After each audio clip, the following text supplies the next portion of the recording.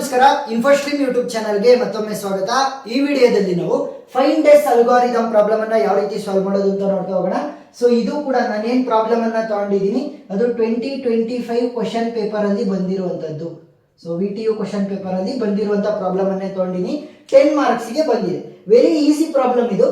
So ಏನು tough ಅಂತ ಅನ್ಸೋದೇ ಇಲ್ಲ. ನಾನು ಸ್ಟೆಪ್ ಬೈ ಸ್ಟೆಪ್ ಹೇಳ್ಕೊಡ್ತೀನಿ, ಆ ರೀತಿನೇ ಸಾಲ್ವ್ ಮಾಡಬೇಕು. ಈಗ ಫಸ್ಟ್ H0 ಹೈಪೋಥಿಸಿಸ್ 0 ಅಂತಾನೆ ಅನ್ಕೊಳ್ಳಿ. ಸೊ 0 ಇಂದ ಶುರು ಮಾಡೋಣ. ಸೊ 0 ಏನಾಗುತ್ತೆ ಅಂತಂದ್ರೆ ಫಸ್ಟ್ ಎಷ್ಟು ಅಟ್ರಿಬ್ಯೂಟ್ಸ್ ಗಳಿದಾವೆ ನೋಡ್ಕೋಬೇಕು. ಈ ಎಕ್ಸಾಂಪಲ್ ಅನ್ನು ಅಟ್ರಿಬ್ಯೂಟ್ಸ್ ಅಂತ ತಗೊಳಕ್ಕಾಗಲ್ಲ. Sky, air temperature, humidity, wind, water, forecast. So enjoy sports ಎಷ್ಟೋ ನೋನು ಅದನ್ನು ಕೂಡ ತಗೋಬಾರ್ದು. ಸೊ ಇವಾಗ ಅಟ್ರಿಬ್ಯೂಟ್ಸ್ ಎಷ್ಟಾದಂಗಾಯ್ತು? 1 2 3 4 5 6. ಸೊ ಟೋಟಲ್ 6 ಅಟ್ರಿಬ್ಯೂಟ್ಸ್ ಇದಾವೆ. ಸೊ 6 ಅಟ್ರಿಬ್ಯೂಟ್ಸ್ ಅನ್ನು ಕೂಡ ನಾನು ಇನಿಷಿಯಲ್ ಆಗಿ ನಲ್ಲಿಗೆ ನಾನು ಈಕ್ವೇಟ್ ಮಾಡಿರ್ಬೇಕು. 1 2 3 4 5 6 ಸರಿನಾ? ಸೊ ಇವಾಗ ಏನಾಗಿದೆ, 6 ಅಟ್ರಿಬ್ಯೂಟ್ಸ್ ಕೂಡ ಇವಾಗ ನಲ್ಗೆ ಈಕ್ವೇಟ್ ಆಗಿದೆ.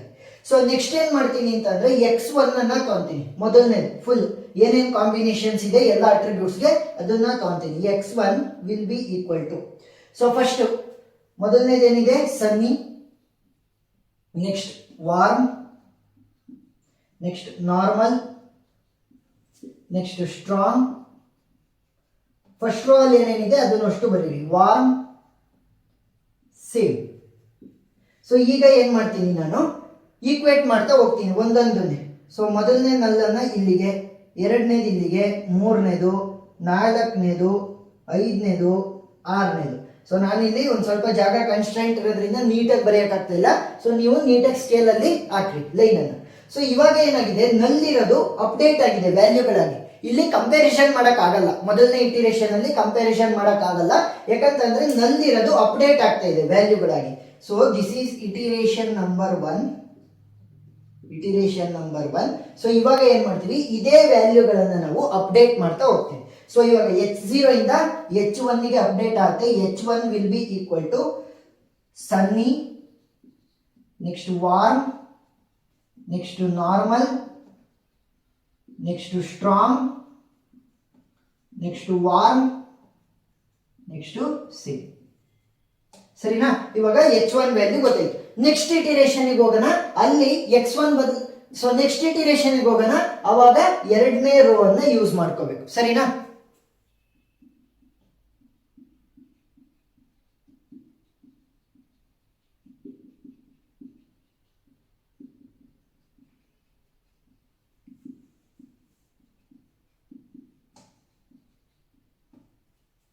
ಸೊ ಇವಾಗ ನನ್ನ ಹತ್ರ H1 ಗೊತ್ತಿದೆ ನನಗೆ, ಹೈಪೋಥಿಸಿಸ್ 1.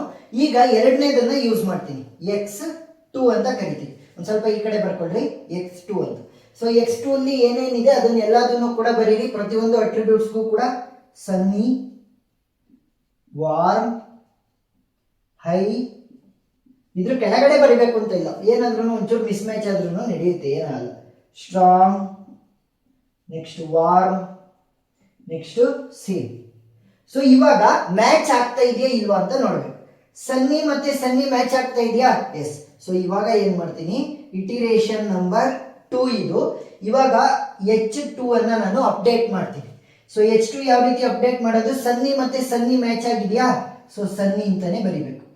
ನೆಕ್ಸ್ಟ್ ವಾರ್ಮ್ ಮತ್ತೆ ವಾರ್ಮ್ ಮ್ಯಾಚ್ ಆಗ್ತಾ ಇದೆಯಾ? ಸೊ ವಾರ್ಮ್ ಅಂತ ಬರಿಬೇಕು. ನೆಕ್ಸ್ಟ್ ನಾರ್ಮಲ್ ಮತ್ತೆ ಹೈ ಮ್ಯಾಚ್ ಆಗ್ತಾ ಇದೆಯಾ? ಇಲ್ಲ. ಸೊ ಏನ್ ಮಾಡ್ತೀನಿ, ಕ್ವಶನ್ ಮಾರ್ಕ್ ಅಂತ ಬರಿತೀನಿ. ಇಲ್ಲಿ ಮ್ಯಾಚ್ ಆಗದೆ ಇದ್ರೆ ಕ್ವಶನ್ ಮಾರ್ಕ್ ಅನ್ನ ಬರಿಬೇಕು. ನೆಕ್ಸ್ಟ್ ಸ್ಟ್ರಾಂಗ್ ಮತ್ತೆ ಸ್ಟ್ರಾಂಗ್ ಮ್ಯಾಚ್ ಆಗ್ತಾ ಇದೆಯಾ? ಎಸ್. ಅದನ್ನ ಏನ್ ಮಾಡ್ಬೇಕು, ಸ್ಟ್ರಾಂಗ್ ಅಂತಾನೆ ಬರಿಬೇಕು. ನೆಕ್ಸ್ಟ್ ವಾರ್ಮ್ ಮತ್ತೆ ವಾರ್ಮ್ ಮ್ಯಾಚ್ ಆಗ್ತಾ ಇದೆಯಾ? ಎಸ್. ಸೊ ವಾರ್ಮ್ ಅಂತಾನೆ ಬರಿಬೇಕು. ನೆಕ್ಸ್ಟ್ ಸೇಮ್ ಮತ್ತೆ ಸೇಮ್ ಮ್ಯಾಚ್ ಆಗ್ತಾ ಇದೆಯಾ? ಸೊ ಸೇಮ್ ಅಂತ ಬರಿಬೇಕು. ನೋಡಿ ಎಷ್ಟು ಸಿಂಪಲ್.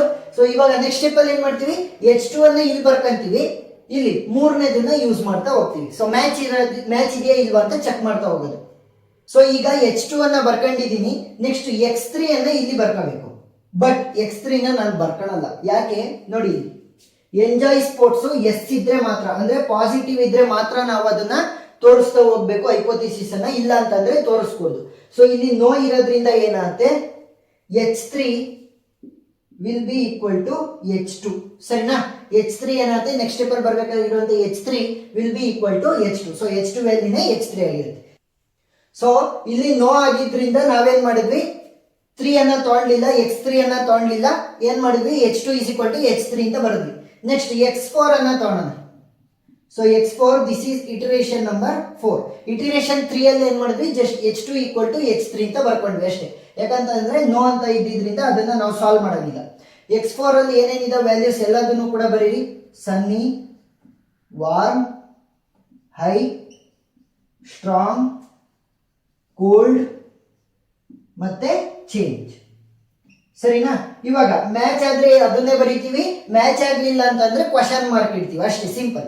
ಸನ್ನಿ ಮತ್ತೆ ಸನ್ನಿ ಮ್ಯಾಚ್ ಆಗ್ತಾ ಇದೆಯಾ, ಎಸ್. ಸೊ ಏನ್ ಮಾಡಬೇಕು, H4 ಅಲ್ಲಿ ನಾನು ಅಪ್ಡೇಟ್ ಮಾಡ್ತೀನಿ, ಸನ್ನಿ ಅಂತಾನೆ ಬರೀತೀನಿ, ಯಾಕಂತಂದ್ರೆ ಮ್ಯಾಚ್ ಆಗ್ತಾ ಇದೆ. ವಾರ್ಮ್ ಮತ್ತೆ ವಾರ್ಮ್ ಮ್ಯಾಚ್ ಆಗ್ತಾ ಇದೆಯಾ, ಎಸ್. ಸೊ ವಾರ್ಮ್ ಅಂತ ಬರೀಬೇಕು. ನೆಕ್ಸ್ಟ್ ಹೈ ಮತ್ತೆ ಕ್ವಶನ್ ಮಾರ್ಕ್ ಮ್ಯಾಚ್ ಆಗ್ತಾ ಇದೆಯಾ, ಇಲ್ಲ. ಮ್ಯಾಚ್ ಆಗ್ತಾ ಇಲ್ಲ ಅಂತಂದ್ರೆ ಡೈರೆಕ್ಟ್ ಕ್ವಶನ್ ಮಾರ್ಕ್. ಸ್ಟ್ರಾಂಗ್ ಮತ್ತೆ ಸ್ಟ್ರಾಂಗ್ ಮ್ಯಾಚ್ ಆಗ್ತಾ ಇದೆಯಾ, ಎಸ್. ಸೊ ಏನ್ ಬರೀಬೇಕು, ಸ್ಟ್ರಾಂಗ್ ಅಂತ ಬರೀಬೇಕು. ನೆಕ್ಸ್ಟ್ ವಾರ್ಮ್ ಮತ್ತೆ ಕೋಲ್ಡ್ ಮ್ಯಾಚ್ ಆಗ್ತಾ ಇದೆಯಾ, ಇಲ್ಲ. ಮ್ಯಾಚ್ ಆಗ್ತಿಲ್ಲ ಅಂತಂದ್ರೆ ಕ್ವಶನ್ ಮಾರ್ಕ್. ಸೇಮ್ ಮತ್ತೆ ಚೇಂಜ್ ಮ್ಯಾಚ್ ಆಗ್ತಾ ಇದೆಯಾ, ಇಲ್ಲ. ಮ್ಯಾಚ್ ಆಗ್ತಿಲ್ಲ ಅಂತಂದ್ರೆ question mark. So this is the final answer. ಯಾಕೆ ಫೈನಲ್ ಆನ್ಸರ್, ಮುಂದೆ X5 ಆಗಲಿ X6 ಆಗಲಿ ಯಾವುದು ಇಲ್ಲ. So this is the final answer.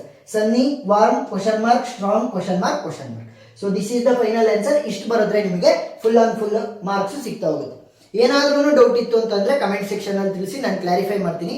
Video ಇಷ್ಟ ಆಗಿದ್ರೆ ಸಬ್ಸ್ಕ್ರೈಬ್ ಆಗೋದನ್ನ ಮರಿಬೇಡಿ. Thank you.